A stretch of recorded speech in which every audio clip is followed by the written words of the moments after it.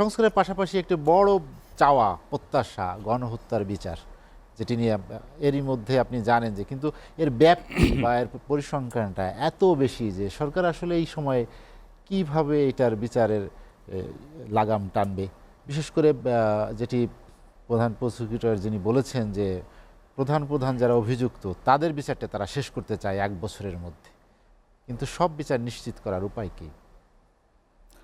আমি এই কথা যাওয়ার আগে ভাইয়ের একটি কথা যুক্ত করতে চাই। সেটি হচ্ছে যে উনি যথার্থই বলবার চেষ্টা করেছেন যে যাহা ইচ্ছা তাহা করবার সুযোগ রাজনীতিবিদদের কমে আসছে।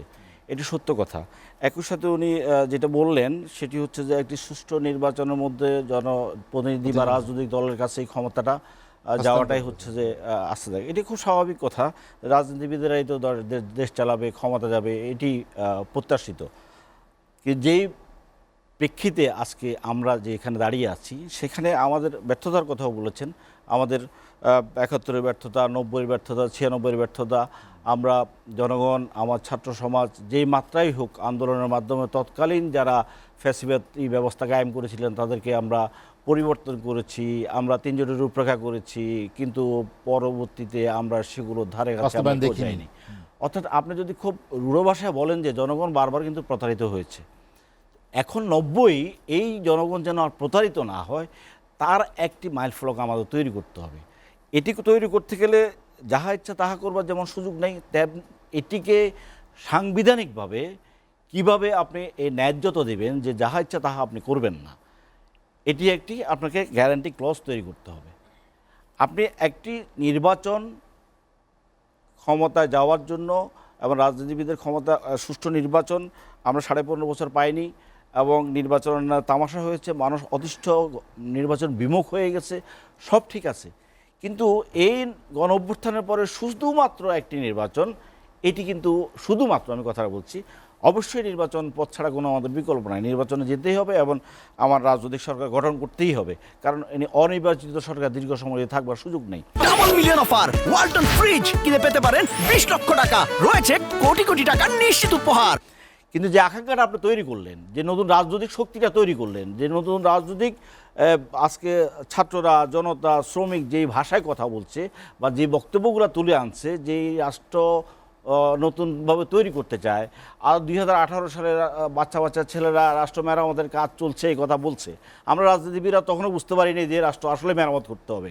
আমাদের বুঝতে ২০২৪-এ এসে আমরা এই গণ অভ্যুত্থানের মধ্য দিয়ে রাজনীতিবিদরা বুঝবার চেষ্টা করছি যে আসলেই বোধহয় ফাঁক হয়ে গেছে, আমাদের নতুন কিছু করতে হবে। সেই করবার ক্ষেত্র আমার ধারণা আমরা যথার্থভাবে এই যে স্পিরিটের কথা আমরা বলছি, গণ অভ্যুত্থানের যে চেতনার কথা বলছি, আমরা ট্রেডিশনাল যে পলিটিক্সের এনভায়রনমেন্টে আছি, যে প্র্যাকটিসের ভিতরে আছি, আমরা বোধহয় এটার সাথে আরেকটু ইন্টারাক্ট হওয়া দরকার।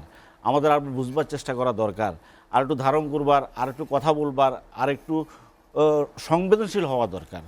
আমরা সেই জায়গায় যদি না একটু আপনার সাথে যোগ করি, যে ছাত্রদের কথা বললেন, তাদের যে চিন্তা চেতনা, যে আকাঙ্ক্ষা, তারা যেটি বাস্তবায়ন করতে, তার সাথে কি প্রচলিত যে রাজনৈতিক দলগুলো আছে, যে নেতৃবৃন্দ আছে, তাদের সাথে কি আসলে মত পার্থক্য বা আমি বলবেন কি সাংঘর্ষিক কিনা তাদের চিন্তা চেতনা? আপনি দেখুন,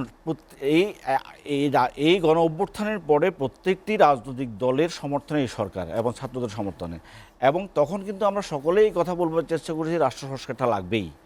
এটি কিন্তু আমাদের কোনো বিভাজন তখন তৈরি হয়নি, প্রত্যেকের মুখে এক কথাই ছিল। কিন্তু সময় যখন যাচ্ছে, নানাবিধ কারণ, অনেক কারণ আছে, যৌক্তিক অযৌক্তিক অনেক কারণ আছে। যেমন বিএনপি প্রথমে বললো 3 মাসের ভিতরে নির্বাচন চাই, সালাউদ্দিন সাহেব আসি বললো 6 মাসের ভিতরে নির্বাচন চাই, তারপরে বললো যৌক্তিক সময় দেবো আমরা। এরপরে অন্য কথা এখন আমরা দেখছি, আমরাও সে কথা বলছি। আমরা বলছি যে আমাদের জোট বা দলের পক্ষ থেকে আমরা বলছি যে আমরাও নির্বাচন তো চাইবো, সকলেই আমরা নির্বাচন চাই, কারণ নির্বাচনে ভোট দিতে না পারার যন্ত্রণা থেকে তো লড়াইটা সংগঠিত করা গেছে। কিন্তু সেই নির্বাচনটা দেওয়ার ক্ষেত্রে যে ক্ষমতার পালাবদলটা তৈরি করবে সেটি যেন যৌক্তিক, সাস্টেনেবল হয়, যেটি যেন মানুষের যে রক্তদানের যে আকাঙ্ক্ষা সেটি যেন বাস্তবায়নের রূপরেখা তৈরি করতে পারে, সেই লক্ষ্য হতে হবে। সেই জন্য সংস্কারগুলো দরকার। এখন প্রশ্ন হচ্ছে যে কী সংস্কার দরকার। আজকে দুর্নীতি দমন কমিশনের কথা ভাই বলল, সংবিধান সংস্কার, প্রশাসনের যে সংস্কার, পুলিশের সে সংস্কার, বিচার বিভাগের সংস্কার, নির্বাচন কমিশনের সংস্কার, এই 5টা সংস্কার 13টা বা 14টা সংস্কার কমিশন হয়েছে, এই 5টাকে বাদ দিয়ে একটি সুষ্ঠু নির্বাচন সম্ভব কিনা আপনি বলেন। আপনি সংবিধানের যে সংস্কারের যে কথা বলছি, প্রশাসন, বিচার বিভাগ এবং পুলিশ নির্বাচন কমিশন যেখানে আছে, যে অবস্থায় আছে, যে তল্পিবহ যাহা ছিল তাই এখনও আছে, এদেরকে রেখে, এদের এই বিধিবিধান রেখে আপনি কীভাবে নির্বাচনটা করবেন? আর সংবিধানের যে মৌলিক জায়গাটি, যেটা নতুন রাষ্ট্র কাঠামো তৈরি করতে চান আপনি, এই ক্ষমতা কাঠামো ভেঙে দেওয়ার জন্য, যে ক্ষমতা কাঠামো এই সংবিধান আপনাকে দিয়েছে, যে ক্ষমতা কাঠামো শেখ হাসিনা তৈরি করেছে, যে ফ্যাসিস্ট ব্যবস্থা এরকম একজন মানুষ তৈরি করতে পারে, যে মানুষটি খুনের নির্দেশ দিতে পারেন, যার দলটি খুনের নির্দেশ দিতে পারেন, সেই রাজনৈতিক ব্যবস্থাপনা সেইটিকে বহাল রেখে আপনি আমাকে ক্ষমতায়ন করবার জন্য একটা নির্বাচন করলাম আমি, এর মধ্য দিয়ে ওই ব্যবস্থাপনা টিকে থাকলো, তাহলে কি আমি কি সে পথে যাত্রী হওয়ার সম্ভাবনা থাকছে না? থাকছে। সেই জন্য আমরা বলছি এই কাজগুলো করা দরকার। এখন প্রশ্ন হচ্ছে যে কেউ কেউ বলছেন, বড় রাজনৈতিক দল যারা আছেন তারা বলছেন যে আমরাই তো ক্ষমতা গিয়ে করব, এই সরকারের ম্যান্ডেট কি, আমাদের তো নির্বাচিত সরকারের ম্যান্ডেটের প্রশ্ন, এটিও যৌক্তিক কথা। কিন্তু আমি এর সাথে একটা যুক্ত করতে চাই, নির্বাচিত সরকার, পার্লামেন্ট মেম্বাররা, উনি আইনজীবী ভালো বুঝবেন, সংবিধান সংশোধন করতে পারেন, কিন্তু সংবিধান সংস্কার কি পার্লামেন্ট করতে পারেন? আমার একটা মৌলিক প্রশ্ন।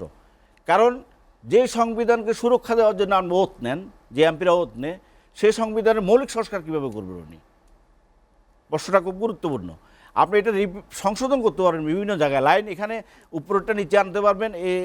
কিন্তু বলা হচ্ছে যে সংবিধানে হাত দেওয়ার ক্ষমতার কারণে এই নির্বাচিত আমি বলছি যে, আমি বলতে চাই, সংবিধান বিশেষজ্ঞরা ভালো বলতে পারবেন, আপনি যে সংবিধানের অধীনে ওত নিচ্ছেন সেই সংবিধানকে আপনি আমূল পাল্টাবেন। আমূল পাল্টাবেন মানে প্রধানমন্ত্রীর ক্ষমতা আপনি ভাগ করে ফেলবেন, আপনি 70 অনুচ্ছেদকে আপনি সীমারেখা টানবেন, আপনার পার্লামেন্টের উচ্চকক্ষ করবেন। যদি আমরা এগুলোতে ঐক্যমত্য হই, এরকম অনেক ফান্ডামেন্টাল বিষয় আছে যেগুলোতে যদি আপনি ঐক্যমত্য তৈরি করতে পারেন, তাহলে সেগুলো সেই সংবিধান সংস্কার করবার ক্ষমতা নির্বাচিত পার্লামেন্ট থাকে না। সেই জন্য আমাদের প্রস্তাব, আমরা বলি যে এই নির্বাচিত পার্লামেন্ট এবং সংবিধান সংস্কার সভার নির্বাচন একসাথে করুন। এই ম্যান্ডেটটা জনগণ থেকে নেই, তাহলে এই পার্লামেন্ট একই পার্লামেন্ট হবে। আপনি হয়তো বলতে পারেন যে বিএনপি তো জিতবে আগামী পার্লামেন্টে, তাহলে একই কথাই তো হলো। একই কথা হয় না, কারণ 70-এর নির্বাচনে আপনি লিগ্যাল ফ্রেমওয়ার্কের মধ্য দিয়ে আপনি একটা নির্বাচনে গিয়েছিলেন। এই এখন আপনাকে বলে দিয়েছিল যে এইগুলো আপনাকে কারেকশন করতেই হবে আগামী পার্লামেন্টে। আজকে ডক্টর ইউনূসের সরকার যেটুকু সংস্কার অধ্যাদেশের মধ্য দিয়ে করবার সুযোগ আছে সেটুকু উনি করবেন, যেগুলো করবার সুযোগ নেই, ম্যান্ডেটের যদি প্রশ্ন আছে, যদিও আমি মনে করি সাংবিধানিক ম্যান্ডেট কীভাবে আছে জানি না, কিন্তু রাজনীতির ম্যান্ডেট যদি থাকে, গত 50 বছরের ভিতরে সবচেয়ে বড় ম্যান্ডেট এই সরকারের আছে বলে আমি মনে করি। সেই ক্ষেত্রে আপনার এই সংস্কার, মৌলিক সংস্কারগুলো যদি করতে চান, তাইলে সংবিধান সংস্কার সবার একটা নির্বাচন লাগবে। এই নির্বাচন তো দুটা নির্বাচনের কথা বলছি না, একই সাথে একই নির্বাচন। শুধু জাতীয় সংসদ নির্বাচনের সাথে আপনি বলবেন এটা একই সাথে সংবিধান সংস্কার সবার নির্বাচন, তাহলে 1 মাস 20 দিন অথবা 1.5 মাস অথবা 2 মাস অথবা 3 মাস এই যেই লিগ্যাল ফ্রেমওয়ার্কের অধীনে আপনি যেই সংস্কারগুলো করতে চান সেই সংস্কারগুলো করবেন, এবং একই সাথে আপনি নির্বাচিত সরকার হিসেবে সরকারের কাজ করবেন। তাহলে আজকে বিএনপি যে দাবিটা উত্থাপন করছে সেই দাবি, এবং আমরা যেটি চাচ্ছি, এটির বিরুদ্ধে এক ধরনের সমঝোতার জায়গা তৈরি হওয়ার সুযোগ আছে। নির্বাচনটা হয়ে যেতে পারে এবং সংস্কারের প্রশ্নগুলো চলে আসতে পারে। তা না হলে আপনি ত্রয়োদশ সংশোধনী করেছিলেন না তত্ত্বাবধায়ক সরকারের, পঞ্চদশ সংশোধনী বাতিল হলো কীভাবে? এবং সেখানে হাইকোর্ট বলেছে যে এটা সংবিধানের মূল স্পিডের সাথে কি সাংঘর্ষিক। আর আপনি যদি সংবিধান সংশোধন নির্বাচন করেন, তাহলে হাইকোর্ট এটা বলতে পারবে না, কারণ জনগণের ম্যান্ডেট নিয়ে আপনি জনগণের ম্যান্ডেট নিচ্ছেন সংস্কার করবার জন্য। আর শুধু পার্লামেন্ট নির্বাচন করছেন আপনি ক্ষমতায় সংখ্যাগরিষ্ঠ আসন নিয়ে আপনি ক্ষমতা যাওয়ার জন্য। আর এই জন্য আমরা এই রাজনৈতিক সমঝোতা চাই। ভোটাধিকার নিয়ে রাস্তায় নামতে না হয়, রাজনৈতিক দলগুলো যেন এই ধরনের রাজনৈতিক পরিস্থিতি আর কখনোই সম্মুখীন না হয়, সেই ভালো নির্বাচনের কথা আমরা চাই। বাট সেইটার জন্য যে পদক্ষেপ প্রয়োজন, বিশেষ করে ইলিয়াস ভাইয়ের কথা যেটি, যে সরকার আসলে এই কয় মাসে সে ধরনের দৃশ্যমান কিছু করছে কিনা। ইলিয়াস ভাইয়ের সাথে আমি একদম শতভাগ একমত। সেটি হচ্ছে যে একটি সরকার কিন্তু রামকৃষ্ণ মিশন নয় বা শচীনের পীরও নয়। একটি সরকার মানে একটা শক্তি, আপনাকে সেটি প্রকাশ দেখাবার ক্ষেত্রে আপনার প্রকাশ দেখাতে হবে। আপনি দুষ্ট লোকের জন্য আমরা আতঙ্ক হবেন, আর আমার বা আমার সাধারণ মানুষের জন্য আপনি তার প্রতিপালক হবেন। কিন্তু আপনি সকলের জন্য একই রকম যদি আচরণ করেন তাহলে তো আপনার সরকার হিসাবে সেই জায়গাটা থাকে না। ভাই বলছে অনেক সাফল্যের কথা আছে, সত্যি কথা। একটি সাফল্যের জন্য আমি সরকারকে থ্যাঙ্ক দিতে চাই যে ব্যাংক হত্যাটা বন্ধ হয়েছে। এর থেকে বড় হত্যা আর কিছু নাই। টাকা পাচার বন্ধ হয়েছে। না না, পুরো অর্থনীতি তো ওটার উপরে নির্ভর করে না। ব্যাংক সব ব্যাংক মানে হত্যা করে ফেলছিল, সেখান থেকে এটা বেরিয়ে আসছে। আপনি গণ অভ্যুত্থানের পরে ভাই অনেক কথা বলছে, অনেক এই যে লুকিয়ে থাকা লোক কোথায় গেল, তারা কীভাবে দেশ থেকে বাইরে গেল। আজকে প্রশাসন, আজকে সচিবালয় যেসব ঘটনা ঘটছে, ক্যান ইউ ইমাজিন? এটা হতে পারে? প্রজাতন্ত্রের কর্মচারী দেশের মালিকের চেয়ে বড় মুখে কথা বলছে, ওরা কথায় কথায় হুমকি দিচ্ছে। অ্যাডমিনিস্ট্রেটিভ অ্যাসোসিয়েশন বিবৃতি দেয় যে তাদের সমালোচনা করা যাবে না এবং এটা দেশে অস্থিরতা তৈরি করছে এবং বিচারের আওতায় আনা হোক এই দাবি করে যারা প্রজাতন্ত্রের সেবক, আর মালিকদেরকে হুমকি দেয়। আপনি মুক্ত স্বাধীন দেশে বাস করবেন মানে আপনি যৌক্তিক কথাও বলতে পারেন, অযৌক্তিক কথাও বলতে পারেন। অযৌক্তিক কথার অযৌক্তিক আপনি যৌক্তিকভাবে তার ব্যাখ্যা দিতে পারেন। কিন্তু বাংলাদেশের সিভিল সার্ভিস আজকে যেই সচিবালয় যেসব নাটক করছে, যে ঘটনা ঘটে, সরকার কি করে এখানে? সরকার কিচ্ছু করবার নাই। এই যদি সরকার হয়, এই সরকার দিয়ে নির্বাচন, ইলিয়াস বলছে একটা সুষ্ঠু নির্বাচন তো সম্ভবই নয়, সেখানে সাথে খারাপ নির্বাচন হবে। কারণ এরাই তো অতীতে, এরাই তো 15.5 বছর, এদেরকে তো প্রথম গ্রেপ্তার করা উচিত ছিল। স্বপন ভাই, যে পুরনো আইনে যে নির্বাচন কমিশনটা গঠন করা হলো, পুনর্গঠন করা হলো, আসছি কথা, আপনি ওই যে তাড়াহুড়ার কথা যেটি যে বলছে আমরা কয় মাসে এই সরকার, আমরা বলেছিলাম যে আমরা কমিশনগুলো করে সেই কমিশনের দ্বারা আমরা কাজ করব। প্রথম আমরা আঘাত করলাম নির্বাচন সংস্কার কমিশনে, তার কোনো মতামত না নিয়ে আমরা রাজনৈতিক দলের চাপে, আমার দলের চাপে, আপনার চাপে নির্বাচন কমিশন গঠন করতে হলো। আপনি দুদকের কিভাবে করলেন, কোন আইনে করলেন, কোন মানে যেটিকে আপনি বলছেন যে দুদক আগের যে আইনে যাদেরকে নিয়োগ দিয়েছিলেন, যারা তার শেখ হাসিনার অধস্থন কর্মচারীর মতো আচরণ করেছে এবং বিরোধী দলের উপরে নিপীড়ন, মামলা হামলা যা করবার সবই করেছে, সে একই আইনে একই বিধানে নির্বাচন কমিশন নিয়োগ দিলেন এবং দুদকের নিয়োগ দিলেন। এই দুইটা জায়গায় তো আমার এই অন্তর্বর্তীকালীন সরকার, যার কাছে মানুষের প্রত্যাশা বা আমাদের ছাত্রজনদের প্রত্যাশা, সেটা প্রথম দুটো গলত্ব ধরা হয়ে গেল। এটার মধ্য দিয়ে আমরা ভুল পথে যাওয়ার চেষ্টা করছি। এই জন্য বলি আপনাকে আর একটু বলি, যেটা সাইবার সিকিউরিটি অ্যাক্ট যেটি বাতিল হয়েছিল, এখন যে সাইবার নিরাপত্তা যে আইন যেটা খসড়া বা অধ্যাদেশ হলো, সেখানে কিন্তু খুব বেশি পরিবর্তন হয়নি। টিআইবিও একই ধরনের উদ্বেগ প্রকাশ করেছেন। সেখানে জন্য কমিশন হয়েছে না একটা, অলরেডি অধ্যাদেশটি হয়েছে সেখানে। এটা সম্পর্কে আমার খুব ভালো ধারণা, আমি সেটা বলছি না। আমি যেটা বলতে চাই যে এই সরকারকে যেখানে যেখানে তার শক্তি দেখাবার দরকার সেই কাজটা করতে হবে। দ্রব্যমূল্য, বাজার, এসব ক্ষেত্রে আপনি যে অতীতের ইতিহাস বা বয়ান, ইলিয়াস ভাই ভালো কথা বলছে, সাধারণ মানুষ কিন্তু যেমন রাষ্ট্রের কথা চিন্তা করে তেমনি তার প্রতিবেলা খাবারের কথা চিন্তা করে। সে তার প্রতিবেলা খাবার নিশ্চয়তা বিধান করতে না পারলে সে কিন্তু অন্য কিছু আর মানতে চাইবে না। সেখানে যত শুদ্ধ সুন্দর ভাষায় টেলিভিশন টকশোতে আমরা সংস্কার সভার নির্বাচন, কমিশন গঠন, এগুলো যত কথাই বলি না কেন, সেগুলো সাধারণ মানুষ কিন্তু গ্রহণ করবে না। সেই জন্য প্রথম নিশ্চয়তা বিধান করতে হবে সেই জায়গাটাতে, যে মানুষ যেন বেঁচে থাকবার যে ন্যূনতম যে জায়গাটা সেই নিশ্চিত করা। সেই ক্ষেত্রে সরকারের সততার কোনো অভাব আছে এটা মনে করি না, মানুষগুলো অযোগ্য সেটাও মনে করি না। কিন্তু এটার যে একটা শক্তি হিসাবে দেখাবার যে জায়গাটা, সেই জায়গাটা যথেষ্ট দুর্বলতা, প্রায়োগিক দিকটা যেটি, সেটি যথেষ্ট দুর্বলতা আছে। এই ক্ষেত্রে সরকারকে ডক্টর ইউনূস সাহেব যেটি বলার অপেক্ষা রাখে না, আজকে ভাই যে কথাটা বললো যে প্রতিবেশী রাষ্ট্রের যেই এক ধরনের দখল করবার মতো হুমকি, আজকের বিশ্বে হয়তো সম্ভব নয় বলে সেটা করে নাই।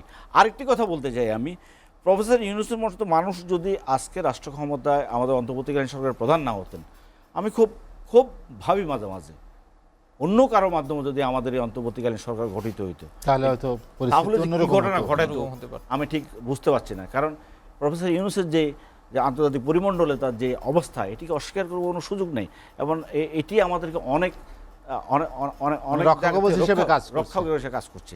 তবে স্বস্তির কথা কথা এখন যেটা আমি আর একটা কথা বলি, সেটা হলো এই জাতীয় একটা গণ অভ্যুত্থানের পরে যে 15.5 বছরের দুঃশাসন, প্রত্যেকটা জায়গা শেষ, প্রত্যেকটা সাংবিধানিক সাংবিধানিক প্রতিষ্ঠান শেষ, পুলিশ শেষ, আমলাতন্ত্র শেষ, সব শেষ। এই টাকা থেকে এটাকে পুনর্গঠন করার মধ্য দিয়ে কোনো সংস্কার যদি নাও করেন, শুধুমাত্র এগুলোকে যদি পুনর্গঠন করবেন, বদলাবেন, সেগুলোর জন্য যে কোনো এই জাতীয় গণ অভ্যুত্থানের সেজন্য পরে, সময় দেওয়া প্রয়োজন। যে গণ অভ্যুত্থানের পরে কিন্তু এক ধরনের অস্থিরতার সময় কাটে। কিন্তু পৃথিবীর নানা দেশে এই ঘটনা ঘটছে, আমরা বহু দেশে গণ অভ্যুত্থানের ইতিহাস দেখেছি, শুনেছি। এই সময়টা কিন্তু খুব বেশি সময় যে আমাদের পার হয়ে গেছে তা না। এই সুযোগগুলো নিয়েছে, প্রতিত সরকারের লুটের টাকা বাংলাদেশে আছে, লক্ষ কোটি টাকা যে পাচার হয়েছে বলছে, এই পাচারের টাকা বাংলাদেশে আসছে, এটা ব্যবহার হচ্ছে। এইটিকে আপনি রোধ করি এবং নতুন রাষ্ট্র কাঠামো তৈরি করবার জন্য যে চ্যালেঞ্জিং 14টা বা 13টা আপনি কমিশন করলেন, সেগুলা কাজ করবার, সেগুলা রিপোর্ট নিয়ে রাজনৈতিক দলগুলোর সাথে সংলাপ করার মধ্য দিয়ে একটা ঐক্যমত তৈরি করা, it's not a matter of joke, it's a big challenge. Shovan ভাই, এই আলোচনা শেষ চ্যালেঞ্জটা করতে করবার চাই। ক্ষেত্রে যে জি। সরকার চেষ্টা করছে, সীমাবদ্ধ জায়গাও আছে প্রচুর, যেটি ইলিয়াস ভাইয়ের সাথে শতবার একমত যে আমার পেটের ক্ষুধা থাকলে অন্য কিছু আমার শুনতে মন চাইবে না।